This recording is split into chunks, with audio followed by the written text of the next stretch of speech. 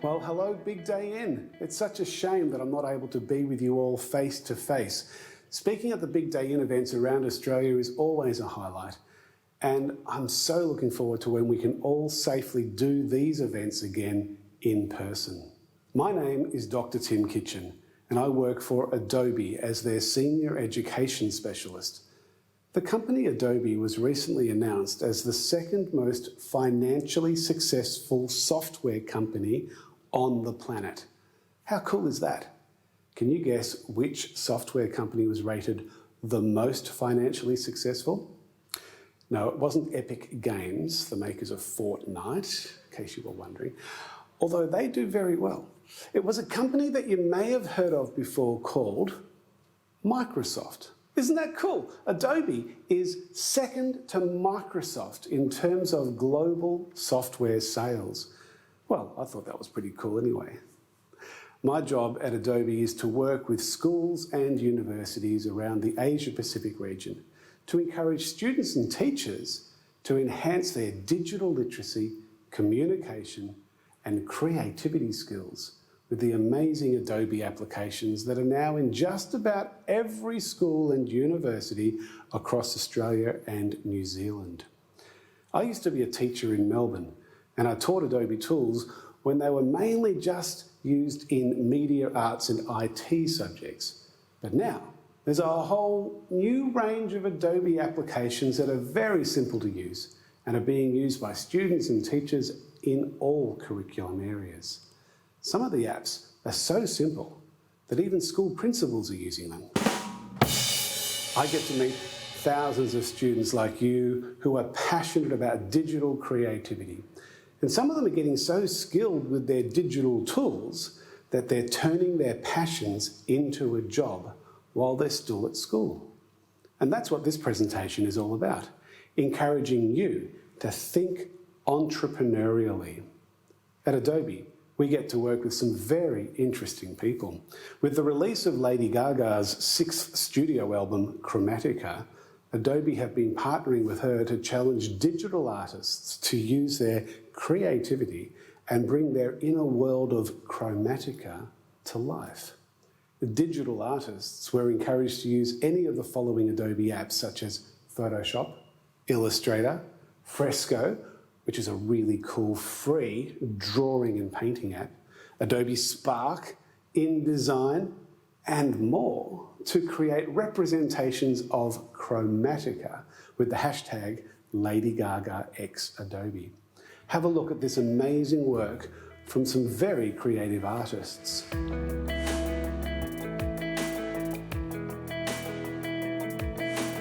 The grand prize winner received $10,000 cash, a high-quality print of their artwork autographed by Lady Gaga herself, and a 12-month Adobe All Apps Creative Cloud subscription worth about $1,000 Australian, which I believe is also on offer at this Big Day In event for one lucky student.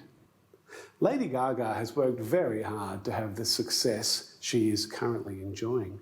When she was about your age, her name was Stephanie Joanne Angelina Germanotta. At your age, she sang at open mic nights and acted in school plays to get experience and help develop her passion for singing and acting. She described her high school self as very dedicated, very studious, very disciplined, but also insecure. She considered herself a bit of a misfit, and she was teased and bullied. She had to work hard to develop her talent and her passion and went through some very difficult experiences. Lady Gaga is a great example of a young person who worked out what her passion was and turned that passion into an amazing career. Another interesting person we've been partnering with recently is the incredible Billie Eilish. Most recently, she's helped us promote the new Photoshop camera. She's created a series of filters that can be applied when you take images with this free app. Billie is another example of someone who turned her passion into a job at a very young age. Billie and her brother Phineas both discovered they had a passion for songwriting and recording, and they've both been really successful at turning their passion into a career. One of the great pleasures in my job is to visit schools and universities around Australia, Southeast Asia, and into the USA, and meet with students who are very creatively doing their schoolwork as well as turning their passions into a job. They're photographers, they're video makers, they're coders, they're graphic designers. They're not waiting to finish school or university and getting a formal qualification. They're setting up small businesses, small startup companies, and doing school at the same time. They're turning their passions into a job. During 2020, Adobe was involved in a study that looked at 2 million job advertisements and 2 million resumes across 18 diverse careers. We found that skills like collaboration, communication, and creativity are highly sought after by up to 70% of hiring managers, but only a small fraction of applicants feature these skills in their resumes or in interview conversations. Have you started building a resume yet? How creative is it? I know that when we're hiring at Adobe, a resume with a link to a video about the candidate making a case for why they should get the job is much more likely to get to the top of the interview list. When I was going for the job that I have now, I linked my resume to a video that I created, obviously, with Adobe Premiere Pro.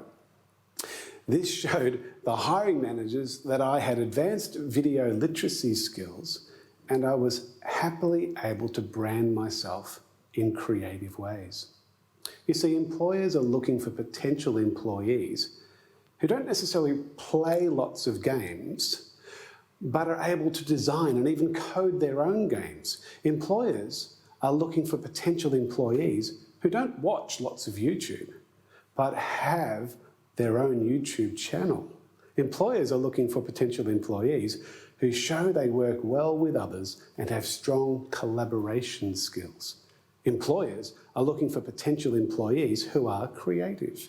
Employers are looking for potential employees who are resilient and don't give up when things get hard. And employers are looking for potential employees who are keen problem solvers. LinkedIn's 2019 Global Talent Trends report showed that 92% of talent professionals and hiring managers say that soft skills such as collaboration, problem solving, and creativity are just as important or more important than hard skills such as coding, typing, and other computer skills.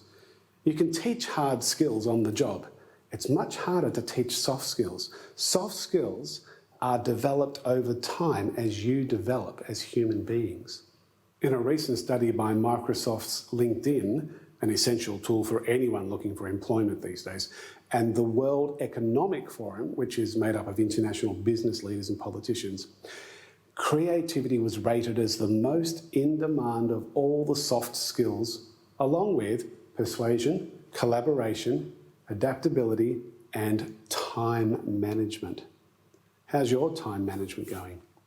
I was working with a group of teenage boys from New South Wales recently, and one of the get-to-know-you activities we did at the start of the session involved asking what their favourite TV show or movie was. A couple of the boys said they don't watch TV or movies. They don't have time. I was initially really impressed with their apparent dedication to their studies when the teacher jumped in quickly and said, yes, these boys spend most of their non-school time gaming, including much of the time they should be sleeping. The boys looked a little guilty, but not overly apologetic. You see, for them, gaming was everything. It was the way they expressed themselves, the way they networked, the way they persuaded others, and the way they demonstrated creativity and problem-solving skills. The problem was that gaming dominated so much of their time, they had very little emotional or physical energy for other parts of life, like school, like family, like friends who are not gamers, and other creative pursuits. Do you know how much sleep a teenager needs for their brain to function at its best?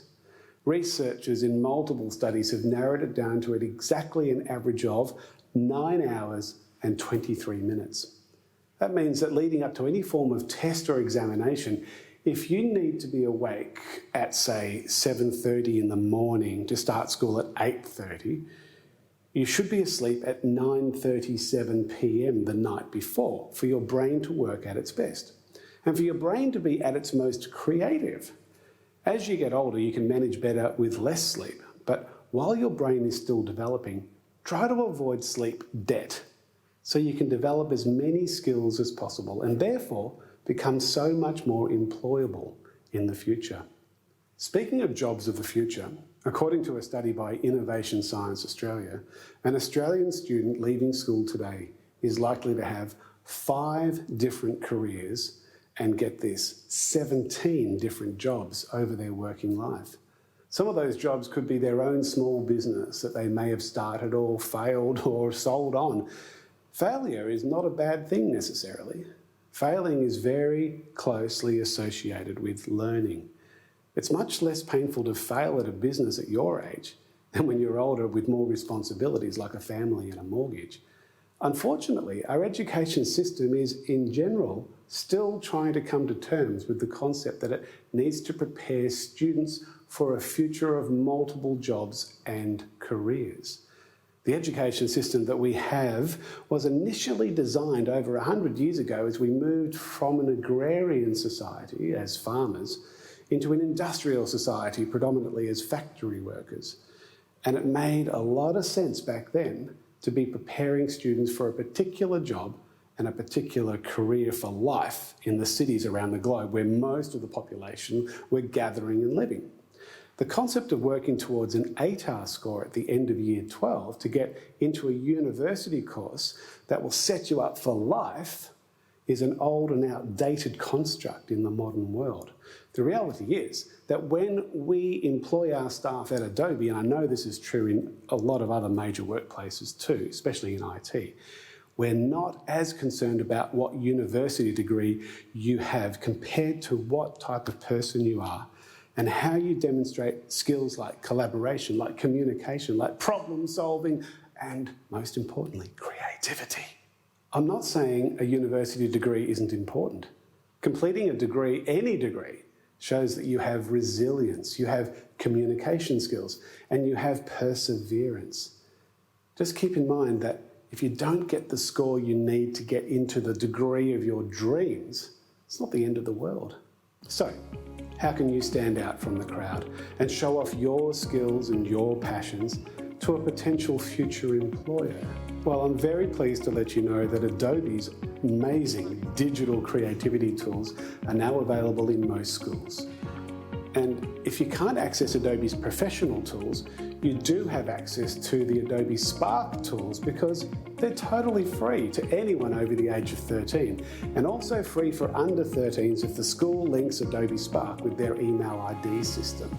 If your school isn't already providing free access to Adobe Spark for all of their students and staff, look up spark.adobe.com/edu for more information and share this link with your school IT admin department so that they can provide Adobe Spark for all students and teachers at no cost to the school.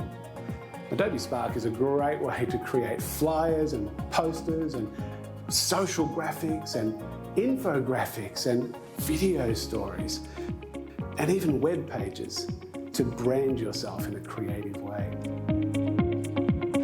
The Adobe Spark tools are part of a set of what I like to call low-lift and high-impact apps from Adobe. There is a misconception that Adobe applications are all about high-end professional tools only for arts, media and IT subject areas. This is not the case anymore. In fact, I probably spend more time with English and humanities teachers these days sharing our low-lift, multimodal text solutions like Adobe Spark and other low-lift tools that have high impact like Aero and Character Animator and Fresco and Photoshop Camera and Adobe XD and Photoshop Express and even the amazing Adobe Portfolio web solution, which is just awesome and available to anyone who has an Adobe Creative Cloud license. And of course, I love seeing what students and teachers are producing with Adobe's professional tools like Photoshop and Illustrator and InDesign and Premiere Pro and After Effects and Audition and Adobe's new set of 3D tools, Substance 3D Stager, Substance 3D Painter, Substance 3D Sampler and Substance 3D Designer. So many ways to be digitally creative these days. If you need any help and support with Adobe's Creative Cloud tools, make sure you bookmark the Adobe Help Center via helpx.adobe.com. It's packed with beginner tutorials and tutorials for experienced users. Check out the Adobe Creative Cloud YouTube channel via youtube.com/Adobe Creative Cloud.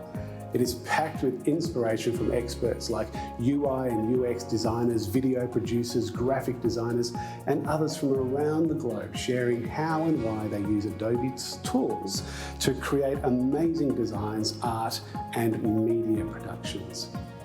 For all teachers out there, last year we launched the Adobe Creative Educator program via adobe.ly/ACE.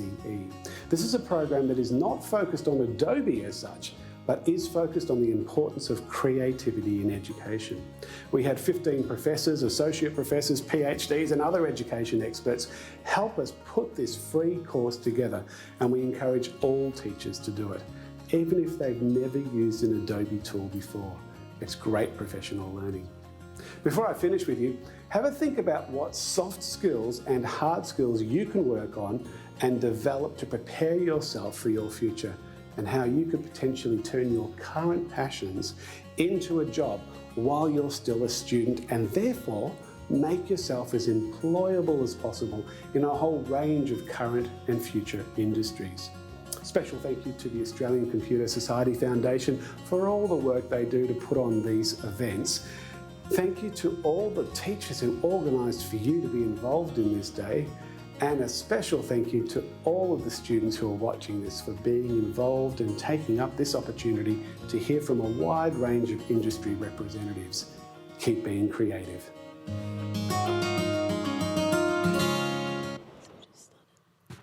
All right, thank you, Tim, for that. So Tim is actually joining us virtually. If anyone has any questions, so can you just pop your hand up? He should be here any second now. Hi, Tim. Hello, everybody. All right, does anyone have a question? Please raise your hand. Yep, just at the front over here.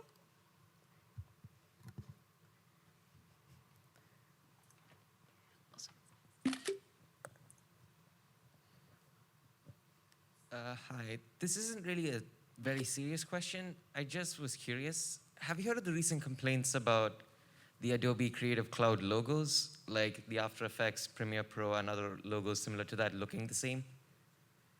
With the new colours that are on them? Yeah.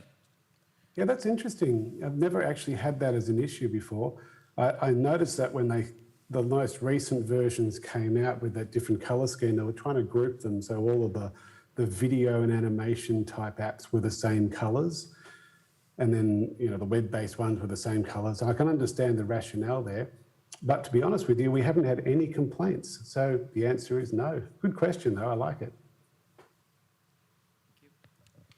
There's some at the back over there, just behind the camera.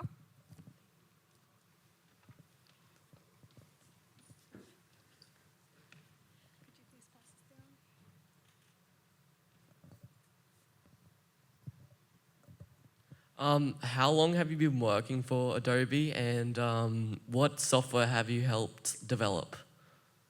I've been working at Adobe since 2013. So it was halfway through 2013 where I moved from being a school teacher to doing this job at Adobe. And the software that I've been most closely associated with is the Adobe Spark tools. So I work pretty closely with that product team, and they're all over North America and India, mainly in North America. And my job has been to consult with them and make sure that the software is appropriate for students and for teachers coming in from an education background. So yeah, good question. Thank you. Anyone else? To your left over there. And then maybe after that we'll have someone on that side. Just over there.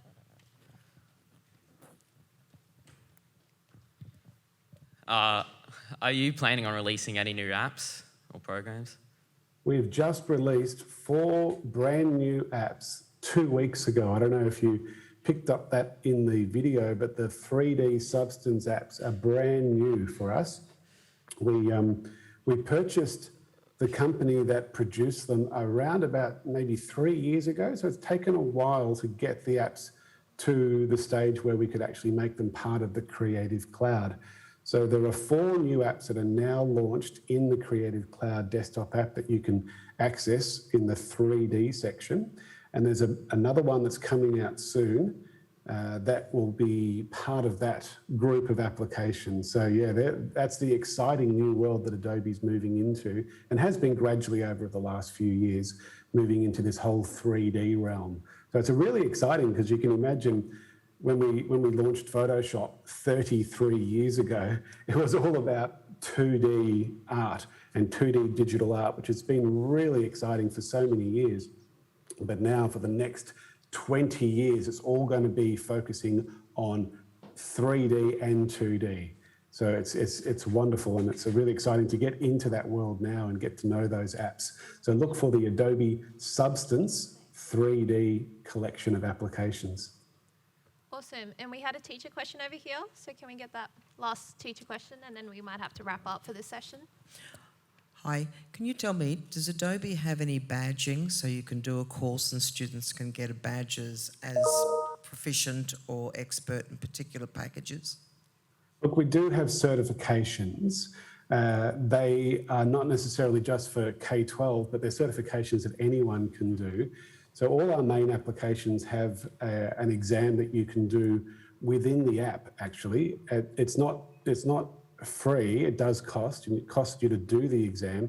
It's all managed through a company called Certiport, and Certiport run all certifications for Microsoft, for Adobe, and for a few other companies as well. But I'm glad you mentioned that question, because we have official badging for teachers. And I think I even mentioned in that video that if you're a teacher out there, we have the Level 1 Adobe Creative Educator program. Is a very basic, simple program where you don't need to know much about Adobe at all.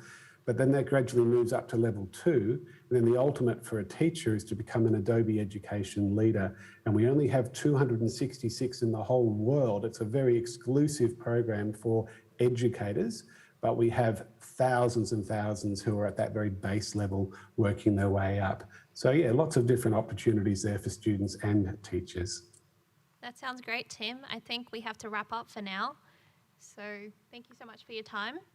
No worries. I hope you have a wonderful day. Thanks for joining us. All right, so we'll just wait for the second half of the group to come back before you guys go for morning tea. So we're going to do something similar to last time, where we're going to split up this side, and that side's going to go up, and that side's going to go up from the front and go out that way. But not yet. We'll just still wait for the other students to come back in just before we do that. But do remember to take your bags and dispose any of your rubbish, and please use the hands. Please stay seated, please. Please use the hand sanitizer that's provided to you on your way back. And if you take a photo with a hashtag, the big day in, or like the ACS Facebook page or any other social medias, please show the red crew members in the red shirt, and they will be able to hand you a raffle ticket, which we will be drawing after lunch and also at the end of the day. And if you're not sure where to go, just follow the crew member in red and listen out for the air horn at 11:20 a.m. So we'll just give it a moment and let the others come back in before we head off, okay?